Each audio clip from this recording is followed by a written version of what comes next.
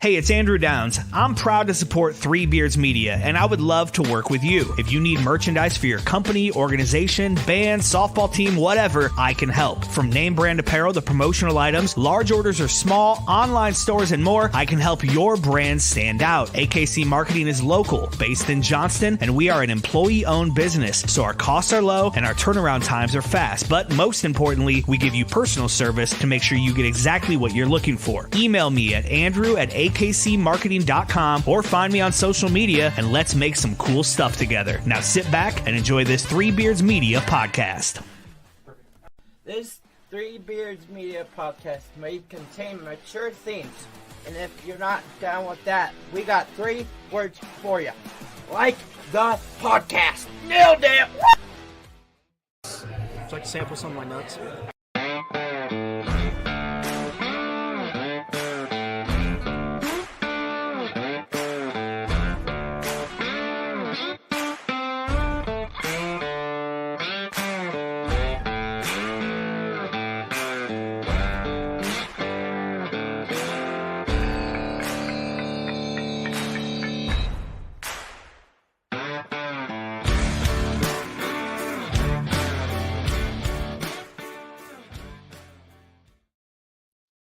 Good evening and welcome to Old Man Strength, which for tonight will be Old Person Strength. Because we're going to do our greatest episode ever because Chris is not here. I believe he sprained his big toe and had to back out of the podcast because, you know, he's soft. But in his stead, we have Amy Addison joining us. Amy, welcome to the show. Thanks. Personally, I feel like it's an upgrade, like from Chris to me. 100% upgrade. He's paying attention. He's actually on vacation.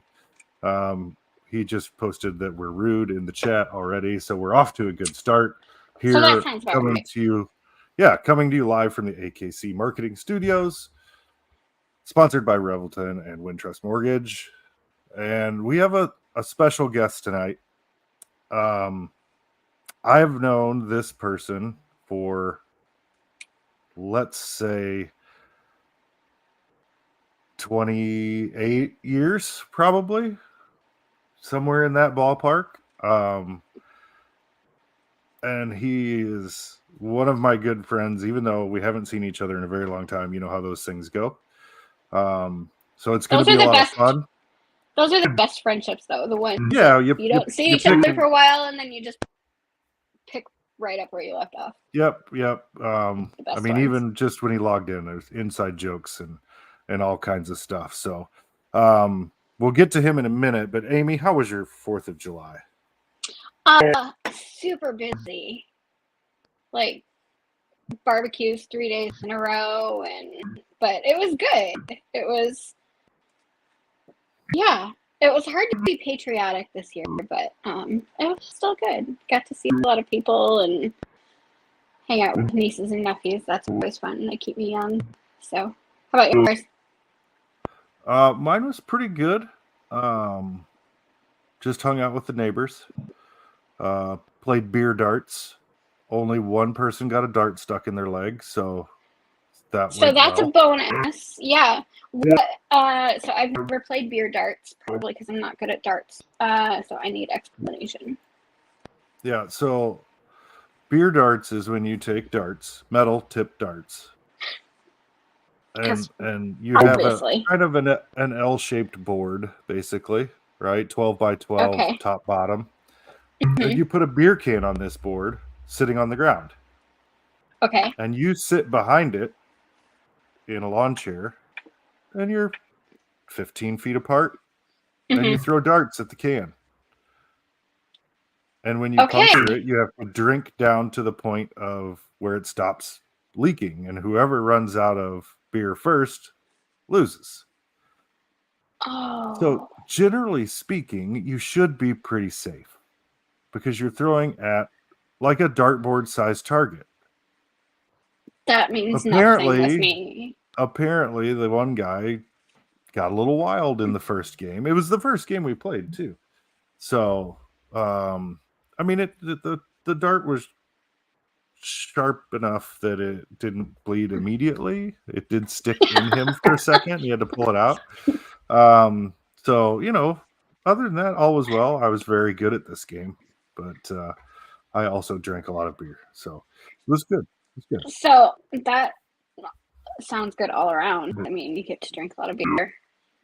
So, so is your goal to make somebody else drink all of it, or is there I mean, is there a goal? If you get to drink all of your beer, you have lost technically, but you've won because you're drinking beer. Because you get all the So beer. there's no winner or loser per se. So it's like Jello shot Jenga. Like if you knock over the tower, you have to take all of the Jello shots that fell. So yeah, you lost at Jenga, but you get 15 or so Jello shots. Yeah. Okay. I think that's fair. So that seems reasonable to me. All right. Well, enough with our shenanigans. Let's bring on our guest. Our guest tonight is the man, the myth, the legend, Greg Althoff. Again, Greg is a longtime friend of mine. We ran around together in college, lived together for a year. Co-founders of the Troy Sparks fan club. Yes, co-founders of the Troy Sparks fan club. Drank a keg of beer with like 3 other people one time because people didn't show up to, I believe, what was a 4th of July party for us. I think so. Some holiday that I use an excuse for. Yeah. It's Memorial Day or 4th of July. I like to have big cookouts, and a lot of people came over, but they all wienered out on us real quickly. Yeah. So me, Greg, my buddy Dan, and who else was there? Corey. I think Corey. Corey, was it Corey? Yeah. Decided we were going to finish this keg, not realizing exactly how much beer was still actually left in this keg when we made that decision. It was. We were pouring it into finding any sort of thing to pour it into just to see how much was left. Yeah. We're like, okay, we've got every piece of glassware full of beer that we have to drink, just so we could see. That's how bad it was. Yeah, it was rough. I think at one point you buy the keg, so you have to finish it, obviously. Yeah, I mean, you got to get rid of it. I mean, you can take it back to them partially full, but what's the point of that? No. When you're stupid, when you're in your 20s and stupid, yeah, that does sound like absolute logic. Right. So no, kind of a point of pride. Well, Greg, thank you so much for taking the time to come on the show. Yeah. Thanks for having me. You're not here just for shenanigans. You're actually here to talk about a very specific charity and situation that you have that's obviously important to your family, and it's going to be great for Amy to be here. She's the one that's going to have questions because she is much more in tune with this world than I am, obviously, from a discussion that Amy and I had before the show ever started. And so I didn't even know about this. And I, again, like I said, we don't always keep up. We don't communicate a lot all the time. But I know that if I really needed something, I can call Greg and he could call me or get a hold of me, and we would do what we had to do to help each other out. And I saw this article posted on Facebook about your family and an organization called Inspiration Staples. Yes. So can you tell us kind of what that organization is and your story a little bit about what's going on? All right. First of all, we'll just start. Inspiration Stables is a therapeutic horse riding organization, I guess. Whatever the smart sounding word that belongs in there, just go ahead and put that in post. Yeah, they do. Well, basically what they do is they do therapeutic horse riding, and they for a lot of kids with special needs. And some of it is kids who have some physical disabilities. But the majority right now is kids with like developmental disabilities, such as my daughter, Hannah, who has autism. So there's a lot of kids many kids in the program who have autism, and they found that just the connection with the horse is just amazing with it. We found out Hannah had autism. Let's see, she was probably about 2 years old. The doctor dropped the old A word on us, and so then we started just like as a parent, you just try to do whatever you can. You throw, especially with autism, there's no roadmap. It's like the doctor doesn't hand you a book that says, so your daughter has autism. Here's your handy 14-step guide. No, you got to try things. And right around that time, we were living in Indianola, Iowa, which is just a little bit south of Des Moines. And we, right when we found out she had autism, we found out that my wife, Kay, was pregnant with our third kid, because Hannah has a twin brother, Henry. And so we found that in Indianola, my parents lived by Dubuque, and my mom came out about every other weekend, and she was our Energizer Bunny. We called her the Energizer Bunny because she would run circles around us with these kids. And we kind of had trouble getting someone who felt confident to handle all three kids. And so at one point I suggested we move back. Suggested is a very strong word, because I did not think it was going to go. I said, I can look for jobs back in Dubuque. And Kay said, yeah. So we moved back here and lived with my parents for a while and then we built on the land that they gave us. They gave us a couple acres, and we built right next to it. And when we moved back here to Dubuque, one of the things we discovered, several amazing programs for kids with autism, and it just made amazing advances for our daughter.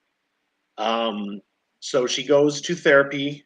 It's called Advanced Behavior Analysis, if I'm getting it right. I just call it ABA. I can't always remember what the second A stands for. But she goes to that every afternoon. And then while we were going there, they, I think through the grapevine through there, they had mentioned this program, this Inspiration Stables. And so my wife's like, oh, well, let's try it. Because again, you throw everything at the wall. And to be honest, I was a little skeptical at first, but I thought, it's not going to hurt anything. But to see the things just with watching Hannah, her core strength just increase, watching her make connections. She used to never, like a lot of times with autism, they don't even acknowledge. Like at first, she didn't even acknowledge me when I'd walk in the room. She didn't pay attention to the family dog, but after this, she started this connection she got with the horse. She started petting the dog and interacting with the classmates at school. And so we just blown away. And cut to 2022. I lost both of my parents to cancer. My dad in March, my mom in November. And just a second. Okay, go quick. All right. Just go around. Sorry, my youngest is we know you're going by yourself with the three kids, so naked kids running around. So I was don't put that on YouTube. The bedtime, like I said, bedtime is a process, not an event. So my parents both died, and they had this. My dad had this 200-acre farm that we split between my two brothers and myself. That we just divided it up because all of us were too old to start learning how to farm. I don't know. I mean, I had a lot of experience as a farm hand, meaning I was really good at getting yelled at and running for tools, but I didn't know anything about how to actually farm, like how to run it. Like I understood, like corn goes in ground, but my dad, he had a system. He knew it, and so we decided with part of our land that we inherited that we wanted to do something special because my dad used the land all my life to take care of us and our family. Then we moved back here, and my dad gave me some land so I could take care of my family. And I feel like the natural evolution was to use some of this land we inherited to give Inspiration Stables a home. Because up until now, they were kind of bouncing around, kind of wherever they could. And they were searching for land. They'd been searching for land for a few years, but it's just hard. It's hard getting land, you know? Well, land in Iowa is expensive. It is a premium, yes. And so we donated 8.8 acres. And now they have, they are doing lessons there. They were able to, now with that, they expanded their roster of horses.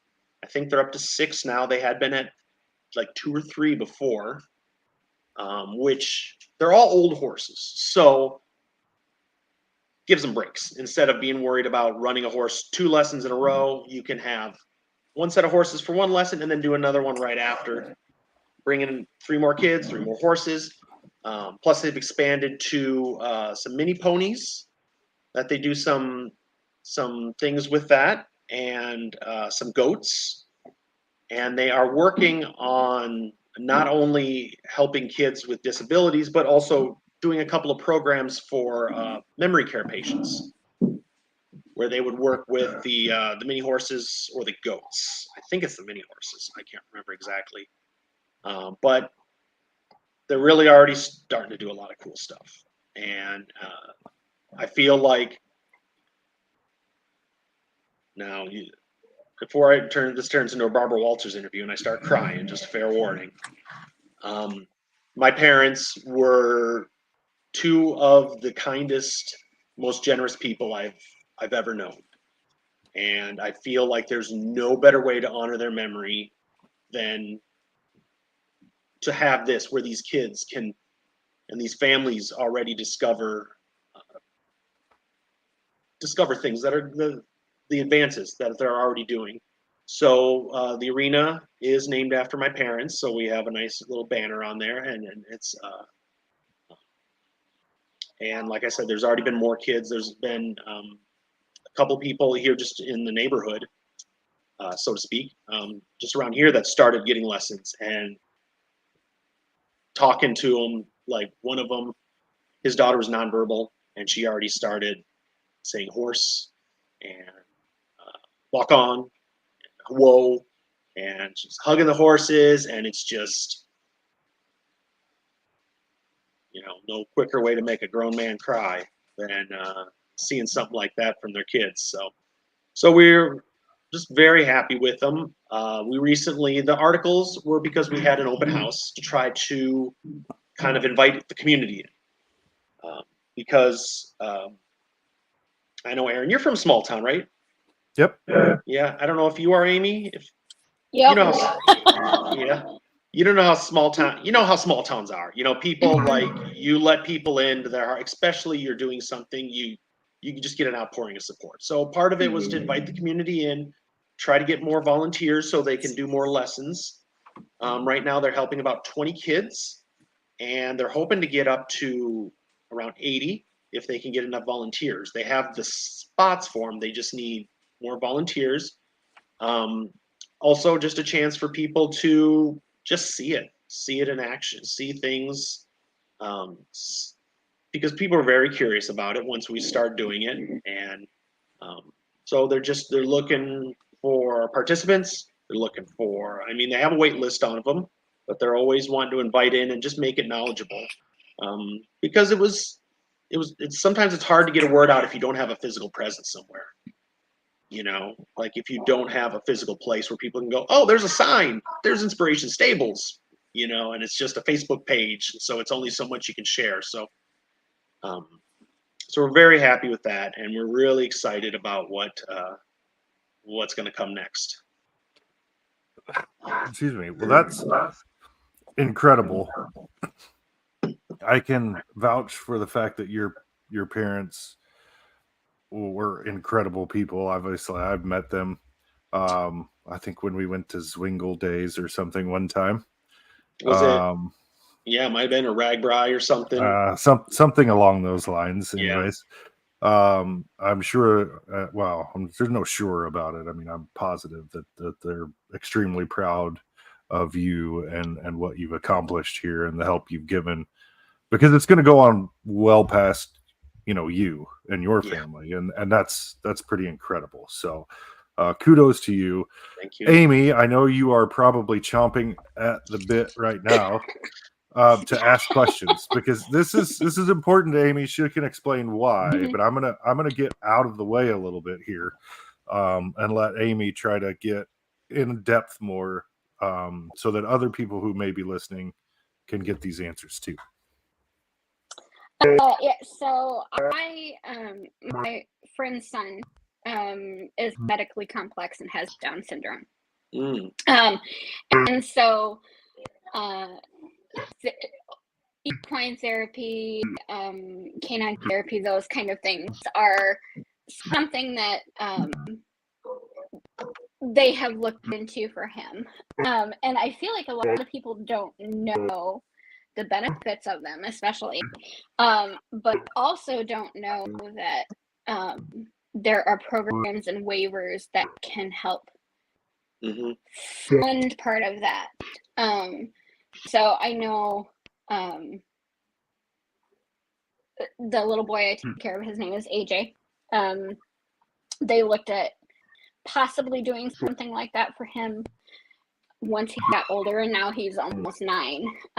So does Inspiration for Disabled take waivers, or is Hannah on a waiver or anything like that that helps fund part of that? They do. They don't currently do work with Medicaid at this point. Okay. I think that is on the roadmap to get that. I know my wife has talked about it and kind of checked into it, because she's now the reason she's not here. She is at a board meeting for Inspiration Stables. Amazing. They are they invited her to be on the board, and so she accepted in a second, because this is very important to us. It's very important that it be successful, and anyway, that's why she's not here. But I know they are talking about that, and they may get to that point in the meantime, or at some point. There is, I know there is a organization called Children at Home, which is a fantastic organization, and they have been helping some families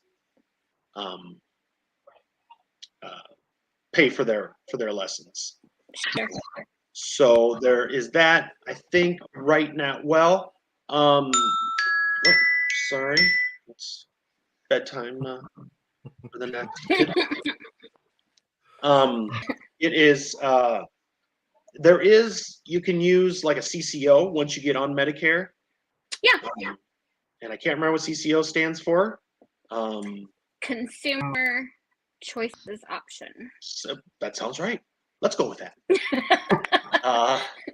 And yeah, so we had in the past, we had used that because there is a income limit on Children at Home. And so then we used the CCO to kind of pay for it. And that's what, so you can use that. You can't, they don't straight bill Medicaid, but basically what you could do is you could pay it, submit it to the CCO, and then get refunded for it. And I think a lot of people don't know that they can utilize those funds for that. So with AJ, I was taking care of him, just helping out my friends. And then a social worker said, "Do you know she can get paid for this?" And we're like, "So what I'm already doing." Yeah. And I'm like, okay. So occasionally I remember to turn in hours for that, and I get paid for it. But it's one of those things that's so enjoyable that you just don't think about it half the time. But the CCO is fantastic for using that respite savings for programs like that. So we used to pay my mom and my mother-in-law when they would watch the kids, so we could go out and have date nights. Yeah. And just things like that. Yeah, so we would use that to pay them, and so they got to fill out a background check and all that stuff. We also for a while had one of the women who worked with Hannah at the school as a paraprofessional. We had a good connection with her, and so we hired her as a respite, and she did a lot of things with Hannah. Yeah, you can get if you. That's unfortunate. That's the thing is the CCOs. There's a lot more than you can pay for than you probably think. If there is a need, if sometimes you might need to get some additional documentation. But for one example here's we had a jump park around here. We pay for the monthly fee for Hannah and for whoever would be with her, which is usually like a respite worker. And so that is covered because she uses it to get her sensory stimulation, especially in the winter, because Hannah about climbs up the walls. That's a lot of things. Not every person with autism is this way, but some of them have very much a sensory diet, and so that's covered because that was there. With the children at home, we actually got a swing set. Because where we live is miles away from any sort of park or anything like that. And so my wife looked in, we needed a strong swing set because when Hannah gets on the swings, she will about rock it over.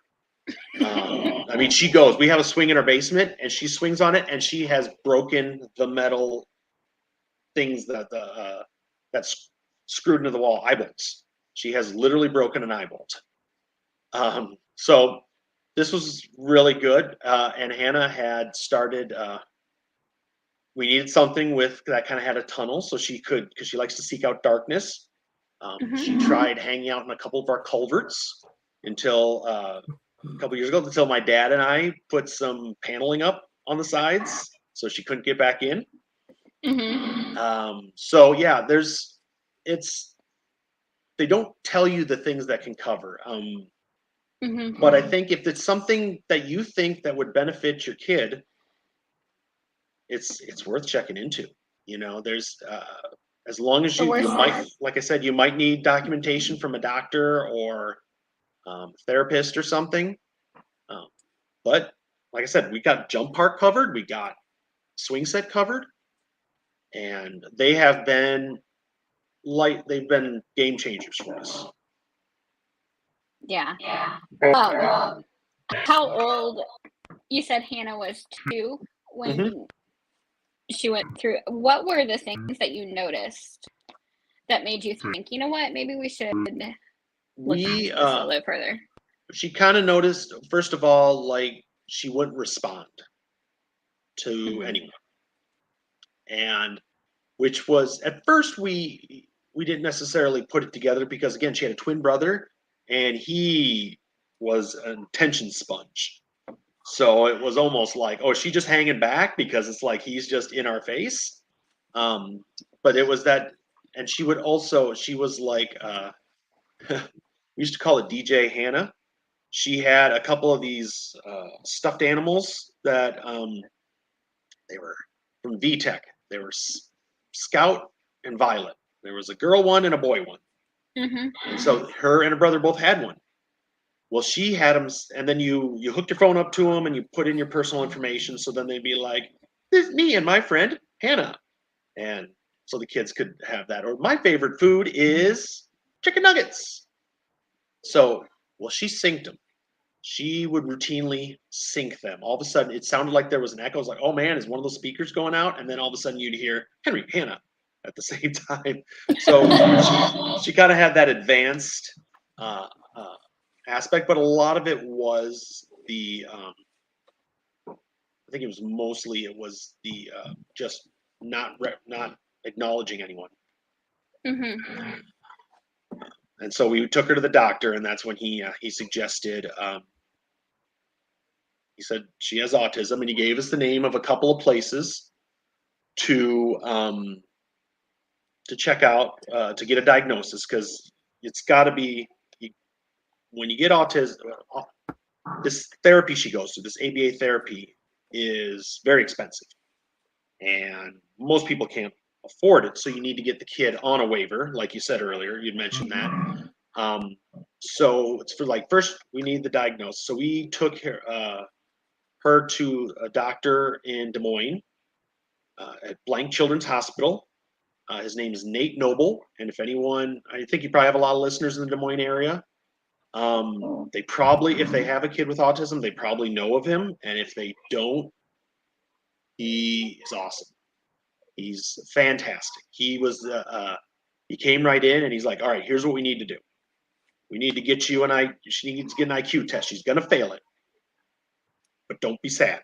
Don't let it get to you.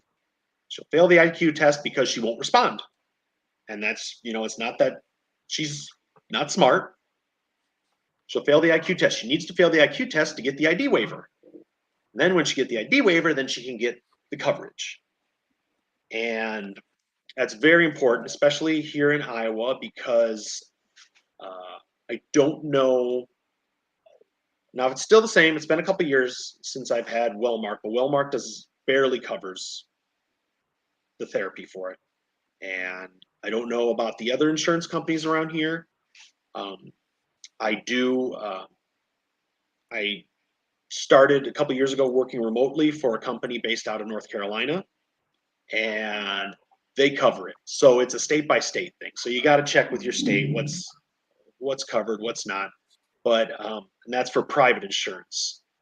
But the Medicaid, you got to get the Medicaid. You got to get the ID waiver for it. It's kind of a heartbreaking thing to be like, I know my kid is brilliant. I know they're smart. Like with autism, it's just a lot of it is, and my experience, and a lot of this is just my experience because I am not an expert on autism. I'm an expert on Hannah. It's almost like what we started noticing with the ABA, that it was like you're tuning into a radio station. You got all this static, and it's like ABA took the static out because she used to never respond. And then there was one day she was running towards an electric fence, and I just shouted like, just Hannah, stop. She turned and came back, and I was just like, whoa. That worked. It's the thing with when you have a child with developmental delays is a lot of the things people take for granted. You celebrate the heck out of it. You're just like, that is so great. She did this. And it's like, well, yeah, that's what kids do. No, you don't understand. She yelled at me. She told me no, and so that's that. Yeah. With, I don't even know where the question started, but yeah, ID waiver, CCOs, you can get a lot of that stuff. You'd be surprised what you can get covered if you just, if you get a good caseworker to kind of help you through it. But you kind of try to throw everything against the wall because, like I said, there's no instruction booklet, unfortunately. I have to guess that having somebody who knows the system and how to help you get through these things, especially at the beginning when you're just finding out about all this stuff, is immensely important. Yes. So you go to the doctor, you say he's great, but he's kind of telling you this is going to happen. We need this to happen, etc. And you talked about the caseworker. Is that, I guess, maybe start there a little bit with how do you even get to that point? I mean, what do you once you go to the doctor first and get the diagnosis and then they refer you to someone? I mean, what's that process for those who need to know? You've got to get the diagnosis. And we actually got our diagnosis at Iowa City, University of Iowa. And they run a bunch of tests, and then they tell you what you've already known, because you don't end up there without already having the answer. They just confirm, it's not like it's not like you stumble into an ER and they'll be like, well, turns out autism, You're just like, you sit there and watch her go through all these tests, and so, some of it's heartbreaking because she gets very frustrated because a lot of times, the other way I describe autism is like, imagine nobody understood a word you said. You couldn't understand them. You couldn't communicate anything. You can't say, I don't like that, or I want this, or anything. And it's very frustrating. So at the early stages, before she got anything, so you got to get the diagnosis. That's step one. Then the next step is the ID waiver so you can get on the wait list for Medicaid. It is Medicaid, right? Medicaid, Medicare. Mm-hmm. One of them's for senior citizens, and one of them's for people with disabilities. Whichever is the one. Someone smarter than me will be able to tell you. I think it's Medicaid. I think I always say it wrong, and my wife corrects me. But yeah, then you have to go to a psychologist. They give them an IQ test, and the doctor, Dr. Noble, basically prepped us. He goes, she's gonna fail it. There's just no way, because it would be like giving you an IQ test in Mandarin. You'd just be like, I don't understand what you're asking me. So she fails it, and then gets the ID waiver, and then gets wait list on Medicaid. And I think, from what I understand, they're trying to reduce the wait time for people. But the best thing to do is to just, if you suspect it, get started, because the earlier you get in, the earlier the kids can develop with it, and the better off it is for them. And we have noticed, just like I said, amazing strides with Hannah. She does this thing that's called scripting, where kids with like some kids with autism will do, where they will just communicate with the same phrase over and over. And so, like right now, her and I get into a whole dialogue with it, because unfortunately I am really good at doing voices of Muppets and things like that. So I do that, and then that makes her want me to do it more. So it'll be like, Elmo, can I have ABCs? And then the response to that, it's almost like you're in a spy movie and you're trying to get into the secret. Every phrase has a counter phrase. So, Elmo, can I have ABCs? And then I have to say, I don't have time for ABCs. I only have time for ZYXs. And then if I don't do it in the Elmo voice, I get corrected, and then I have to do it in the Elmo voice. So she does scripting, and that's how she'll talk, and she modifies it though. She'll modify it for what she needs and what the situation is. One day, her ABA person who works with her, and I can't remember the phrase, but I don't think it matters. She had sent an email home, says, because Hannah goes to school half the day and then she goes to ABA half the day, and sent an email home to my wife and said, I don't know if they're saying certain things to her at school, but I tried to talk to her about Muppets, which is Hannah's one of her favorite things. And a lot of that's my fault, because I have a philosophy that, and I always tell anybody who's expecting kids, pick your favorite kids movie and expose the kid to that very, very early on, because there's going to be a movie that you're going to watch several hundred times. You might as well enjoy it. So mine was the Muppets, and they loved it. And so the original Muppets? No, the 2011 one. Oh. And we did go see. She does like the Muppet movie a little bit, but she very much keys into the one with Jason Segel. I was hoping it was Muppets in Space. Muppets in Space. No, I never got into that one. Muppets Take Manhattan. Muppets Take Manhattan. I loved. That was. I remember seeing that one in the theater. The Muppet movie, we've watched it a few times. She'll like that. It's got to have Rainbow Connection in there, because that was one of the few songs I knew, so I sang that to him every night. But so she said to this, the person that was working with her, she said, try to talk to her Muppets. She goes, if you say Muppets one more time, that's time out for you. And so Kay's reading this email to me, and I just lose it laughing, because I recognize the phrase. It's from an episode of Bluey.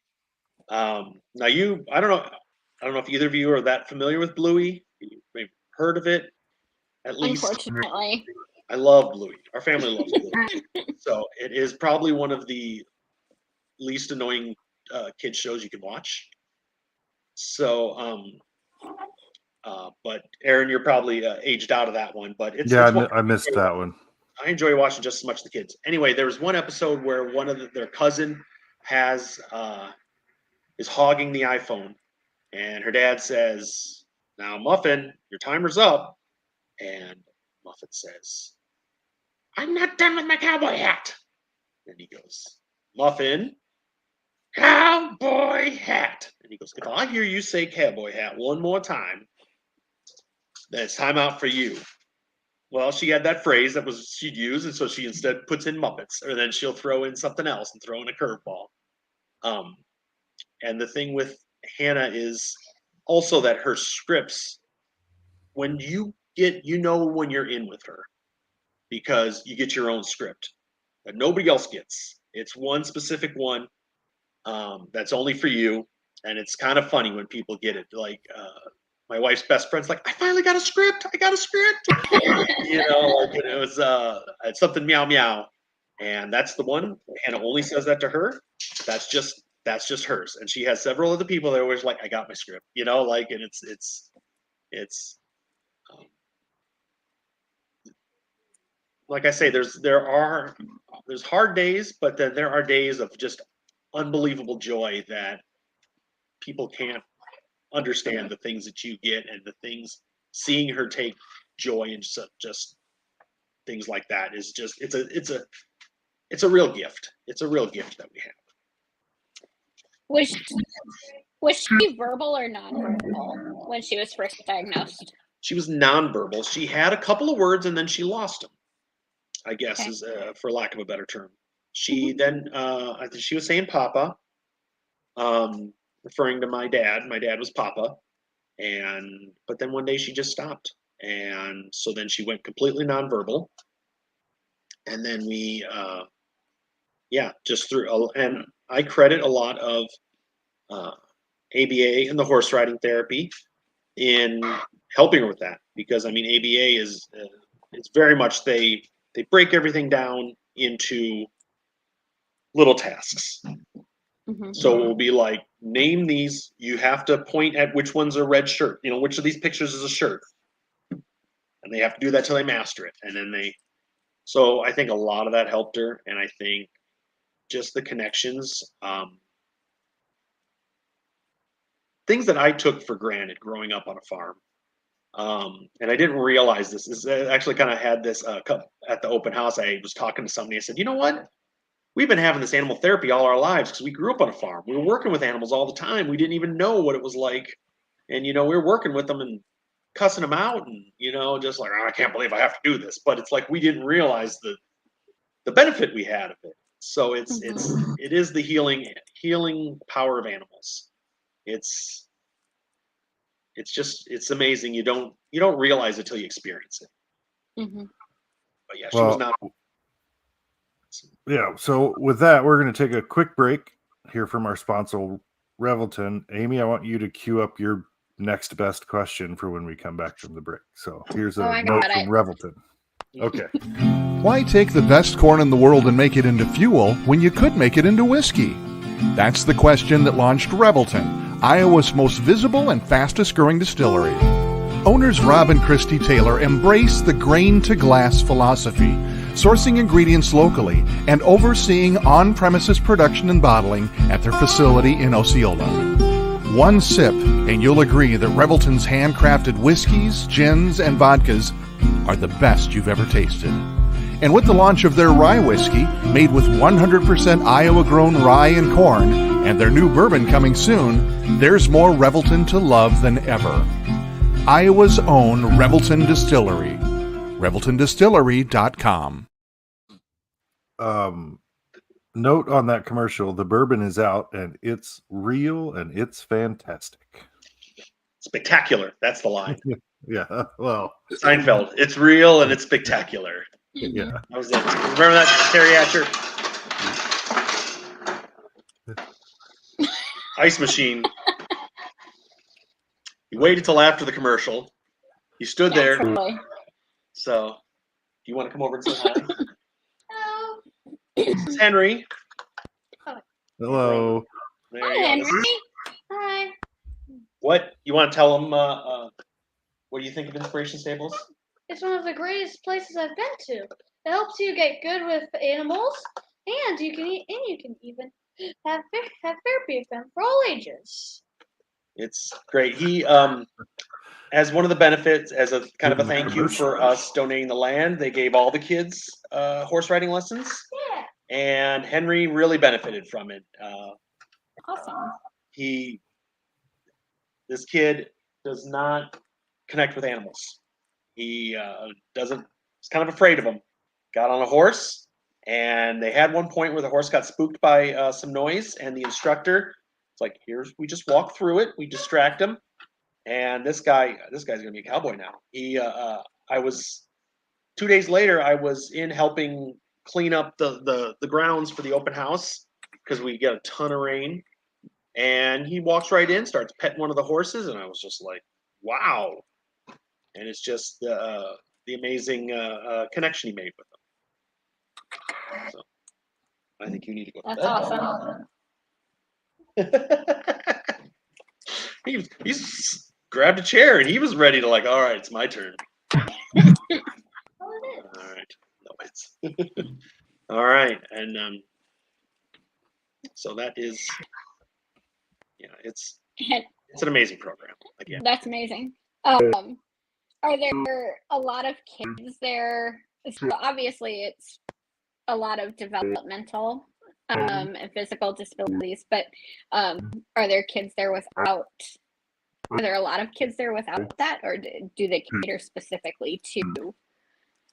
Right now, it's catering basically just to primarily to kids with special needs of whatever sort.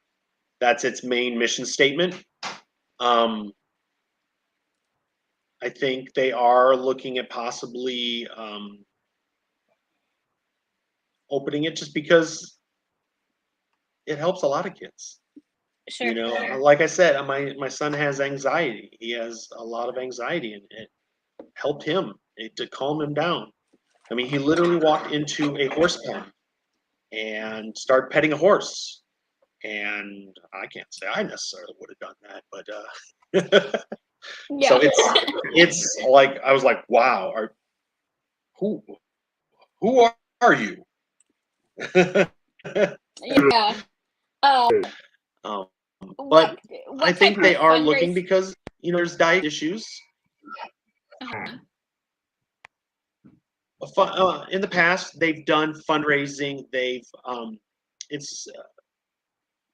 They've basically just done like personal fundraisers, kind of GoFundMe sort of things. They would do once a year. They do something called the Power of the Herd, where they would have the kids come around, they kind of showcase it, and have people come, and then they could, somebody's liked the program and wanted to write a check. That's kind of the idea there. Like we had, for us, we just put the one year just put a thing on Facebook, did a Facebook, whatever that is, where you raise money on whatever that's technically called. And just family and relatives and friends and just would donate. They didn't really have anything that's real structured.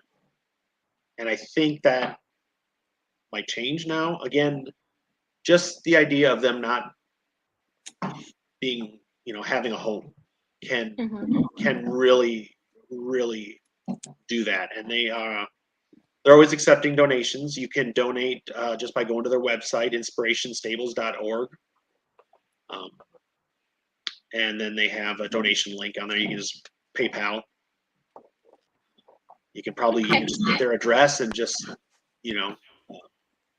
but that's probably the best way, is just through the portal, through their donation portal. And there might be more. Again, it's having this moment is kind of like, now we can really come out and do things. And I think there's a lot of smart people working with it. That Yeah, sky's going to be the that's limits, you know. that's good. That's good. So tell us about the first time that you heard Hannah say a word. So you said she was verbal, then nonverbal, and then now she's verbal again. What was the first word, and that you heard? Do you remember? I don't remember. To be honest, it started with a lot of almost kind of grunting. And then there were like nonsense words. Like I was just looking at a video from 4th of July from a few years ago where I was just holding her and I was just doing video and she just went, yeah, yeah, yeah, yeah, yeah, yeah, yeah, yeah, yeah. And it was such a process. It's not like such a fluid process that it's kind of hard to pick out a spot. Now, my wife would probably be able to tell you exactly what word she heard. Me, I just remember a lot of the whole process through it, and yeah, I don't have a good. Did she say your name? Oh yes, it's Dad. Yeah, it's always Dad. And a lot of times, yeah, she says Mom and she says Dad. And she acknowledges her brother and her sister, and Grandma. Her grandma she calls her Grandma Luna. And there are times where, like my mom, she'll still talk about my mom, and a lot of times she'll ask just to go over to Grandma Carol's because they did spend a lot of their early years there.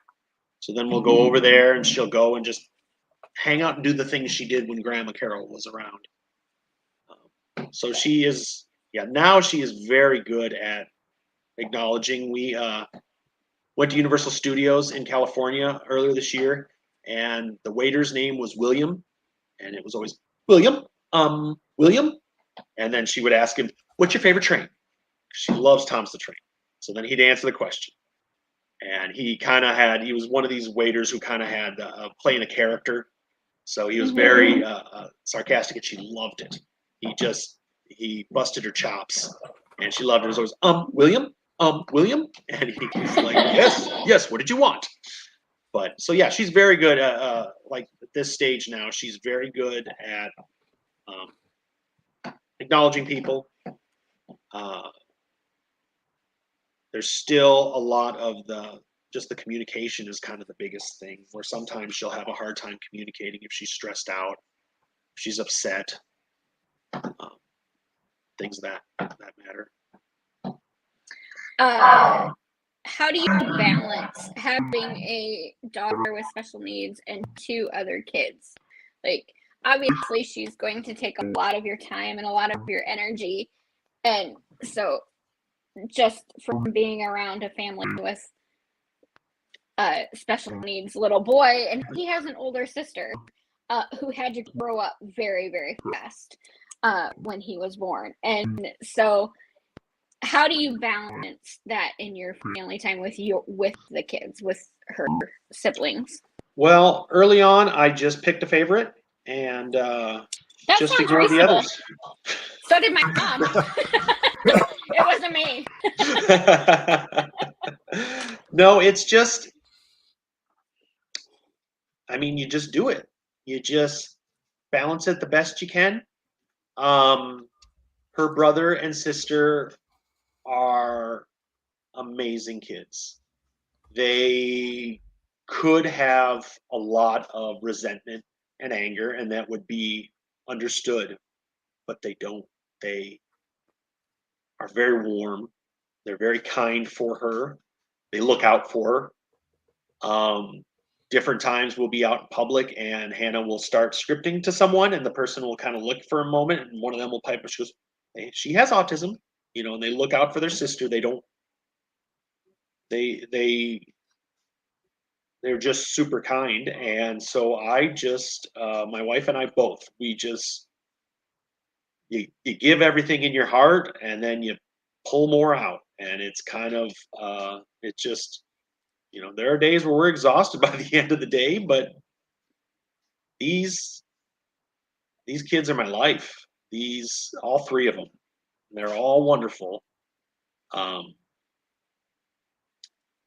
So it's just I just give everybody what I can, and sometimes it's balancing, and sometimes it's having 3 conversations at the exact same time. And because sometimes and there's sometimes where I'm just like, I need to get away from all of you. I need to go hide.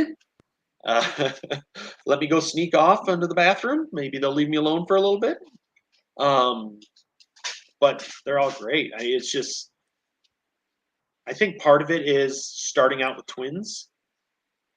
You learn, you're in the trenches, and you kind of fight to keep your head up. And just because Hannah has special needs doesn't mean the other ones don't have needs themselves. Mm-hmm. And they have just as much need of love and attention. So I just, like I said, try to give them as best I can. Sometimes I'm good. Sometimes I do it. And sometimes I fail. And sometimes, just as a parent, you just do it. I guess that's for lack of a better term. You go put a shirt on. You can come and say hi with that. Go get one of my shirts then. Sure. All right. Well, the kid is wandering. Hey, Amy, I want you to think here, because we're going to take another quick break to hear from Kyle Lehman and Wintrust Mortgage. So we're going to let your next question, Amy, be the Wintrust Mortgage question of the pod. So we're going to hear from Kyle, and we'll be better back be here good. In just a second. That's right. It's got to be a killer. Nope. Are you in the market for a new house and unsure of the mortgage process? Want to know that you have someone looking out for you? Kyle Lehman from Wintrust Mortgage is a down-to-earth, knowledgeable lender who can be there for you in your corner. He can work with you in any of the 50 states and is just what you need to expand your home search. Kyle will work with you through the entire process with little to no work from you. Take the worry of the mortgage process out of the equation so that you can focus on looking for your dream home. Contact Kyle at www.wintrust.com/Kyle-Lehman or call him at 515-473-0546. Thanks to Kyle. People out there, call these guys. Please patronize. Patronize, is that the right word? Yeah. Our sponsors. Because they allow us to do stuff like this and talk to people like Greg. Donate money to various organizations throughout the year, because that's basically what we do with any of the money we get from them is help charities. So please do go talk to those people if you are in need, whether that be booze or a house or marketing. Both. All of the above. All of the above. Okay, Amy, Wintrust Mortgage question of the pod, and go. So you mentioned that Aaron's from a small town. I'm from a small town. And you mentioned that you were in Indianola and you live rural now. How has being rural, small town affected your, I guess, the pros and cons of it? So I know the AJ, the boy I take care of, they live in a small town, and the whole community just rallies around him whenever they need something. They're just there. So there's benefits of it, but there's also the fact that they're an hour from the University of Iowa, which is where he has all of his procedures and stuff like that. So how do you weigh what's best for... Hi. This is Graceland. My shirt says Hi, to bring a dog named Shark to the beach. Never bring a dog named Shark to the beach. Good idea. That's probably fair. Yeah, that's always good advice. All right, now go to bed. Way past your bedtime. All right. I guess you could say I was born in a small town, lived and breathed in a small town. gonna die in a small town. That's just good enough for me. All right, seriously though, the benefits, like you said, is the community gathers around. There are spaces here where we can feel really safe with Hannah. There's a local rec area, the Zwingle rec area, that is. I basically grew up there during the summers. My dad umpired softball games. We were out there like 3-4 nights a week, and it was just we'd go and we'd play till he started hollering for us. So this was like my special place, and my kids get to enjoy it too. And sometimes Hannah disappears. Enough times where there'll be a building that's unlocked, or at one point she went across the street, which was a very dead end street. So luckily it wasn't much traffic, and she decided to jump on that neighbor's trampoline. But it's happened enough times where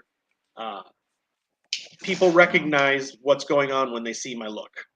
They say, "Oh, Greg's got the looking for Hannah look," and they'll pitch in. Like, "Oh, she's over here. We found her over here. So here's," and they come and they gather around. There is that, that sense of community, and the fact that people know her and they know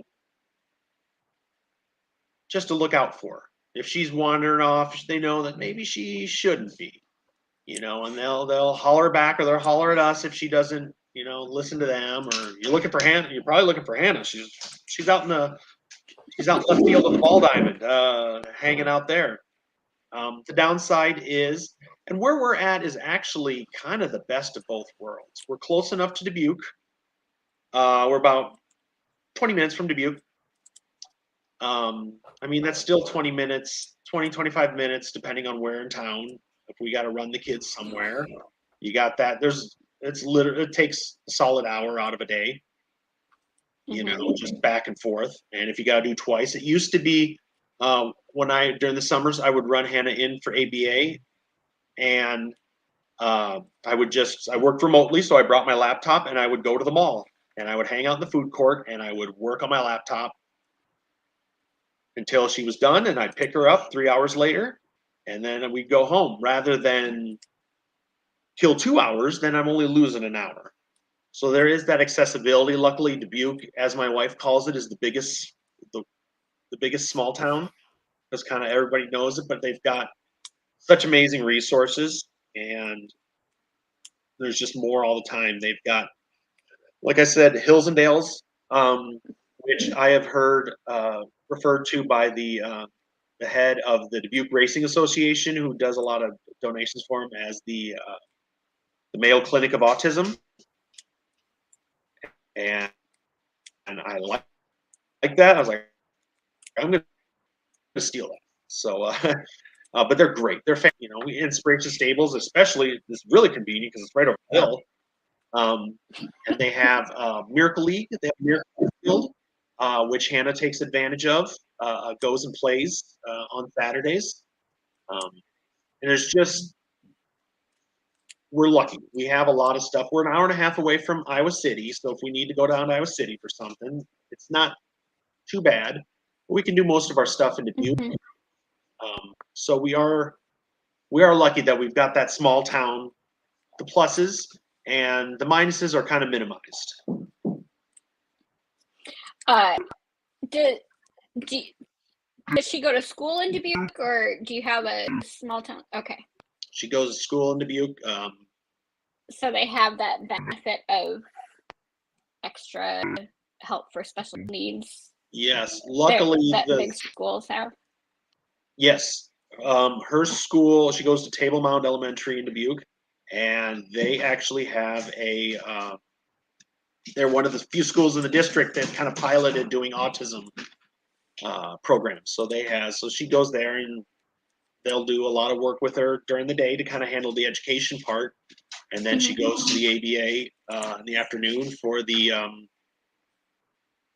social and all the medical things. And my wife just walked in. My beautiful wife, Kay. Hi. Hello. Okay. Just got done with a board meeting at Inspiration Stables, so. Amazing. Now, if you have any questions for her, she'll probably be able to answer them a lot smarter than me.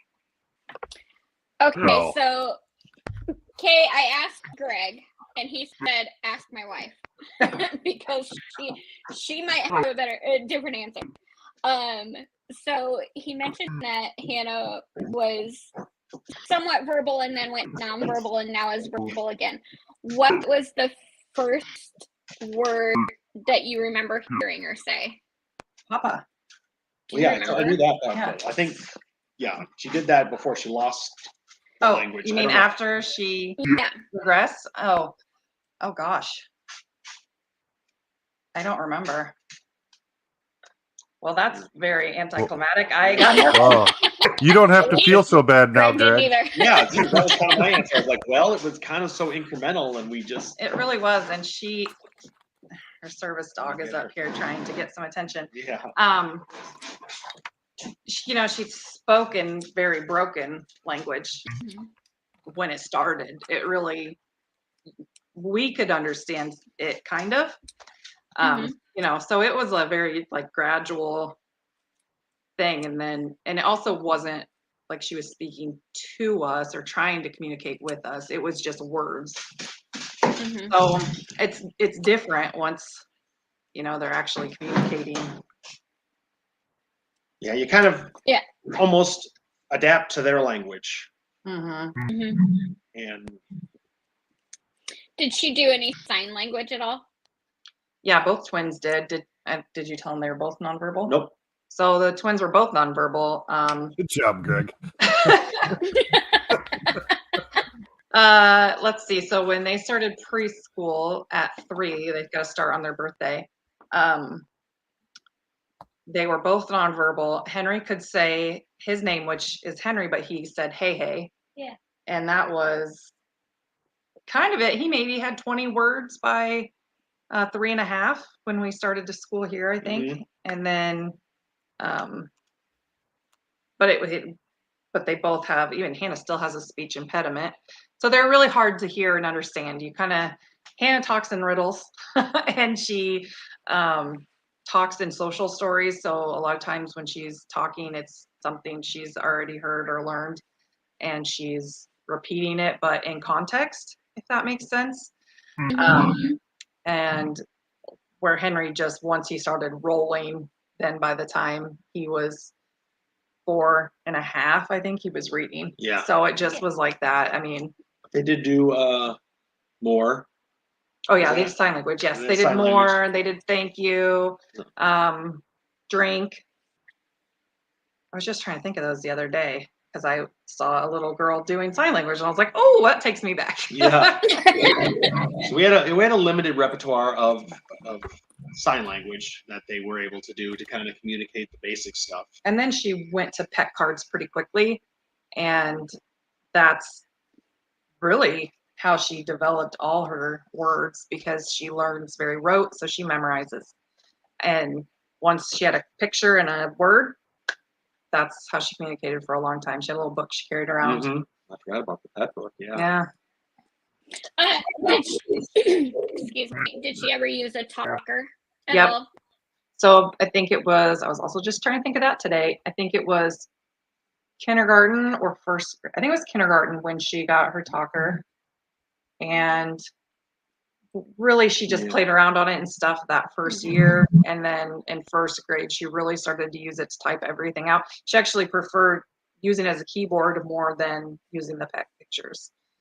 But she used a very kind of an old school rote program as opposed to some of the newer ones that are often used because that's just the way she learns.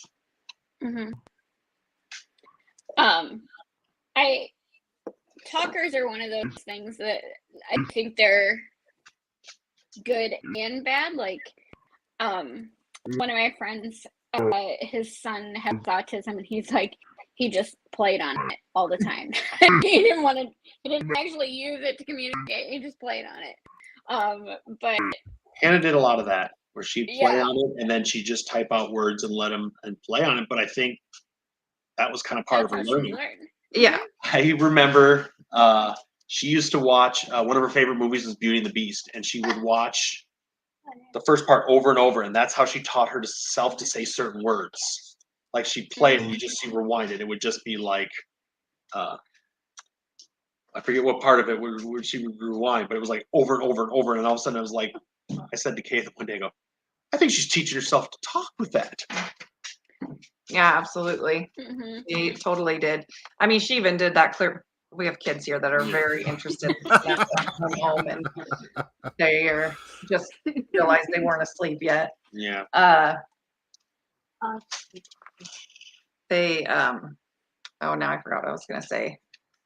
Sorry. Oh, she used that a lot, and she did, like, even in videos, the 10-second back button was huge. So she was watching one of her favorite movies, she'd hit that 10-second back button and redo the same word over and over until she could say it.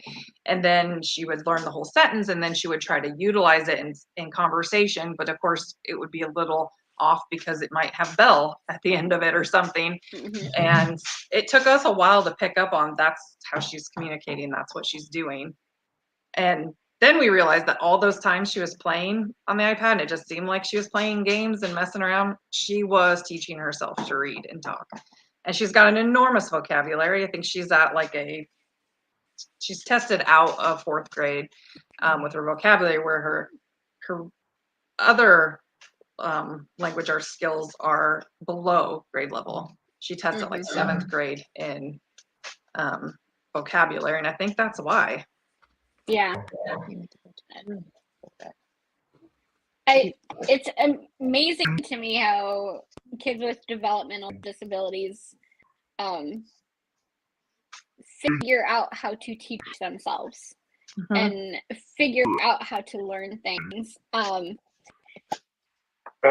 take care of a little boy who is almost 9, and he has Down syndrome, along with a host of other things.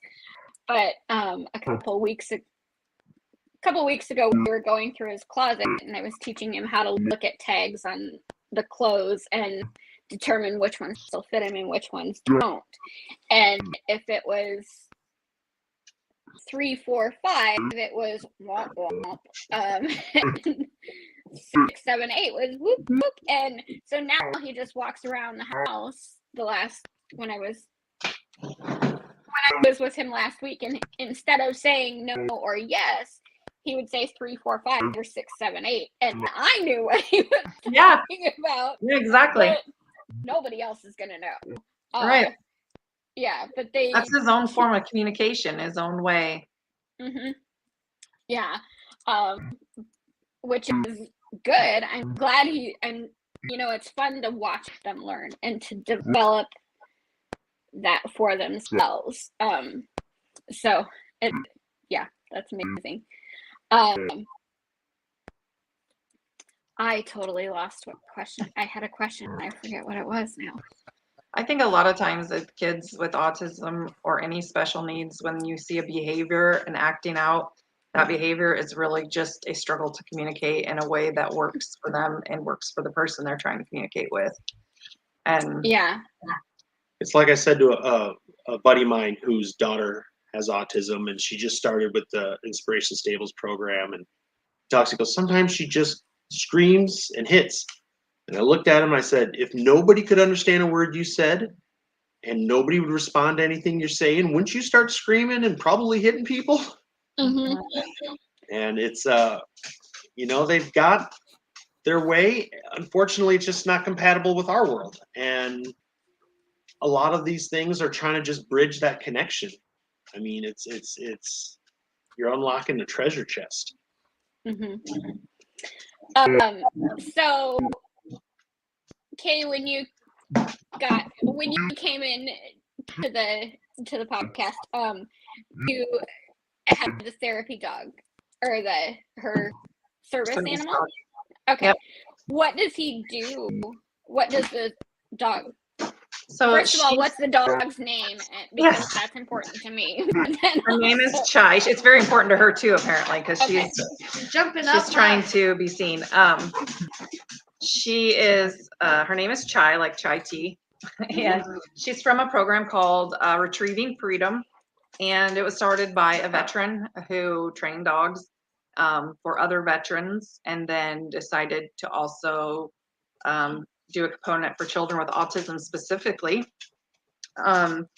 So that program, they breed their own dogs, and of those dogs, they kind of break down at what ability they can do what. For the veterans, they do, a whole gambit of physical things like picking credit cards up off the floor, opening doors, shutting things. And if that doesn't work for them, or they have a very relaxed personality, then they go down the autism route. And they train for about 2 years, and then you meet with your dog, or you meet with a group of dogs to kind of find a good match. The things that I know that they do train for are crash, which is just like it sounds. The dog just puts deep pressure on the child, help them calm down. They recognize the struggle, and they're there. Pause up is one that Hannah doesn't participate in, but it's just kind of like it sounds. The child's deregulating, the dog stands up and goes nose to nose. Visit, which is a deep pressure thing too, where the child would be sitting in a chair, and the dog she puts her little head right on your leg, and just that kind of deep pressure right there. And then settle is a command that Hannah utilizes a lot, and that has basically, if you can imagine, you're overwhelmed in a grocery store and a child with autism may just sit on the ground, then you can ask the service dog to settle, and it will lay right beside her and help regulate heart rate, and also can provide deep pressure. Hannah's favorite is to have a nice settle and then ask Chai to visit also. So she basically wants her to lay on top of her. And that actually is very helpful for Hannah when she's doing a bedtime routine. We used to have her wind down in our bed watching our TV, and then when she'd fall asleep, Greg would carry her into her room, which she shared with her siblings because they're very close. And when Chai came along, we put her in her own room with her own bed and her own TV. And then Chai lays in there, and she never comes out. And in the past, she would get up multiple times before she would be done for the night. But now that's their routine, and it works perfectly. And then the third one for Hannah is called Tether. And the service dog has a handle, is what they call it, on the back of it, and she holds on to that handle like she's in charge, but she's also tethered around the waist to the dog, and those tethers have a code on them that you would have to know to get her unhooked. So if we were walking through an aisle and Hannah took off in the other direction, Chai feels that pull going opposite of me and drops to the floor and digs in. So then I'm alerted that Hannah's tried to go somewhere else. She's not really that kid anymore, but she certainly was when she was younger. But if anything, it at least lets me freely shop and look around and check on produce, different things, where before I would be full eyes on her all the time because you just didn't know where she might go or what she might pick up or what she might do. So, and she is quick, and she would be gone in a flash, and we have lost her a lot. So to be a service animal, it's my understanding that they have to do 3 services. And so of those, it's for Hannah, it's the settle, visit, and tether. Although she's trained to do all of them. Hannah just doesn't prefer them. Yeah. That's amazing. I think, yeah. It's all really incredible, and I think we could probably go on for hours about it because I don't know anything, so I'm learning all this stuff, and it's hard for me to even keep up a little bit. So, but we also know you have 2 kids that are not going to bed very well right now, and we've got to let you go at some point. So, we do have one more segment, and this segment is for you two. You might want to let Kay do this segment, Greg, because she's obviously more articulate than you are. But it's the STFU segment, sponsored by Steph Copley, friend of the program. And it's basically, Amy and I can't talk. you get the time after we play this little intro of the segment to say whatever you want about whatever you want, any subject. We can't respond. We can't ask questions. We can't disagree. So if you got something you want to plug or think the world needs to hear, this is your chance to say whatever you want to say. So Greg, be prepared for being in trouble, I'm sure. No, but it's also a way that we try to raise money for the YWRC Young Women's Resource Center in Des Moines. So this is a sponsored segment to hopefully drive some donations in that direction. So here's the intro. Hey everybody, it's Steph Copley, the woman behind the STFU segment on the Old Man Strength podcast. When I told the guys I wanted to sponsor this segment, they recommended that I make a charitable donation instead, so that's what I did. I chose the Young Women's Resource Center in Des Moines, Iowa. They're a nonprofit that supports, educates, and advocates for girls and young women ages 10 to 24. Their whole goal is to make sure that these young women become strong, self-confident, and successful. And if you know me at all, you know that aligns with my goals as well. If you're interested and would like to donate, check them out at ywrc.org and donate today. And remember, don't forget to STFU and listen every once in a while. Thanks.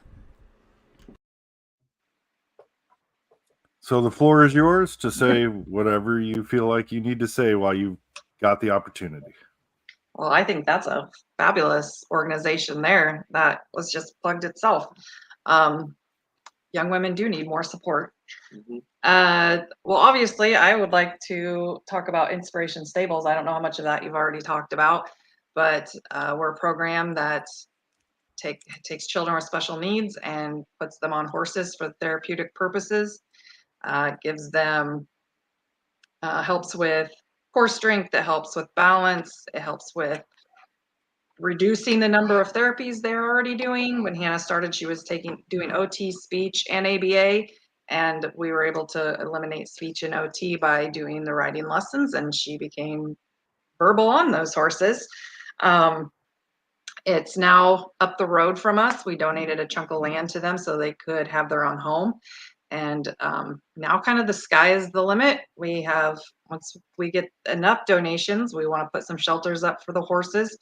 We want to open the program up to the full family to be able to help an entire family when there's a child with special needs in that family by offering different kinds of counseling or different programs they can participate in. Our other two kids have kind of piloted that by also participating in horse riding lessons this season, and we've seen huge growth in them. The one that you probably hear every once in a while who's sitting out here, the twin brother, he definitely increased his confidence and courage. So much, just courage. Yes, he got spun around on a spooked horse the other day and kind of fought his way through it, and then came home and decided to go underwater for the first time in the pool. So we know it does great things for kids with special needs. We know it does great things for siblings too, and we want it to be a community where families can come and kind of exchange ideas and thoughts and different programs and other things that they're doing. Because when you have a kid with special needs, and especially in the world of autism, it's really hard to know where to go or what to do or who to ask. So, yeah, that's what I got. Inspiration Stables. Yep. I guess I did. I second everything she said, and again, we did talk about it a bit earlier. I guess mine would just to be, as even a more general thing, is to just try to encourage empathy. You don't know what someone's going through. You know, you're walking through the grocery store and you see some kids screaming and punching things, and you don't know what they're going through. You don't know, that could be, like I said, with autism, just think about it. If nobody understood a word you said, you couldn't communicate with anyone, you might throw it out there. Just, the world's gotten meaner. And if you just take a minute to kind of put yourself in someone else's shoes and it makes your day a little better too. You don't have to walk around with that darkness in your heart. Just kindness. kindness goes a long way. And if you see that happening in a grocery store, just walk over to that parent and say, "Hey, you're doing a good job," and walk on. Yeah. Yeah, true that. And I guess one other thing, as part of what we touched on was this land donation was in honor of my parents. If your parents, and this kind of links with the empathy, your parents are still alive, and cut them some slack. Everybody's trying to do their best around here, and take the opportunity to tell them how much you appreciate them and how much you love them. Luckily, I say that's one of my few, that's one regret I don't have. I was on good terms with both my parents. And it's just, you don't know when's the last chance, so you might as well always end it on a good note. And obviously there are some people who are in very bad circumstances. That does not apply to them. I just mean if you're you don't necessarily get along with someone, I guess. I don't know. I'm kind of rambling now. Now I got me Live with no regrets. live with no regrets. Or regrets. True that. No regrets. Awesome. I cannot thank you guys enough for coming on and telling us about Inspiration Stables and your story.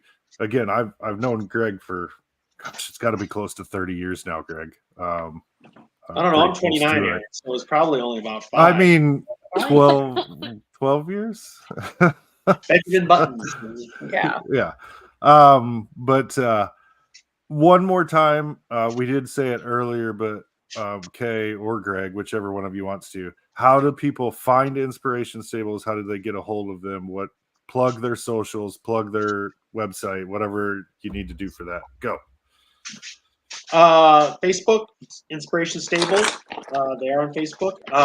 Otherwise, you can go to their website, inspirationstables.org. Otherwise, you can, if you forget all of that stuff, it's pretty easy to find there. You can just Google it. You can check the YouTube channel for stories about some of the patients. Well, I don't know if that's on the Inspiration Stables thing. That's somebody else's I had to find. But Google put it. But otherwise, inspirationstables.org. If you have someone you want to get a participant, you can get on the wait list there. If you're in the area and you want to volunteer, or if you just want to donate money, all those things, it goes to a great cause, helps a lot of kids. Right now they've got about 20 kids that they're helping. Like I said, they'd like to get up to 80, but they need volunteers. They've got the space for it. They've got a place. If you happen to be driving down Highway 61 in between Dubuque and Macokota, you could turn onto Arnsdorf Road and go a few miles in there and find it. Drive by it. I think if you Google it, it'll pull up the news article too. There was a couple news articles, so there was that newspaper, and that'll help too. Yes. You can Google my name because I was in the article. Yes, media celebrity. You just got big time to Greg. Yeah. Well, married up. What can I say? I'm married up. Yeah, that's a whole nother conversation we'll have. But I would like to say one last thing, like we talked about earlier, about sometimes how hard it is to figure out when you're finding it. I would like to put myself out there. If you have questions about trying to find services, I can't necessarily say I will have the answers, but I can try to find it. I've got a great resource here. But you can email me at Greg_Althoff, GREG_ALTHOFF at hotmail.com. I'm one of the dieharders staying with the Hotmail. Hotmail. But seriously, feel free to send me an email, and at least, I can try to give you some ideas of, because it's hard. Not for this amazing woman, we probably would have really struggled, but she worked really hard. She went under every rock. She found the stuff we needed, and, it's amazing. So if I can just do a little bit of stuff and give you a reference here or there, I'm sure I'll probably ask her anyway and take the credit. But like I said, just feel free. You can, if you want to put the email in the show notes or whatever, anybody who wants to reach out to me, I'll help how I can. You can reach out to her at KAYALTHOFF. That's not my her email address. That's not her email.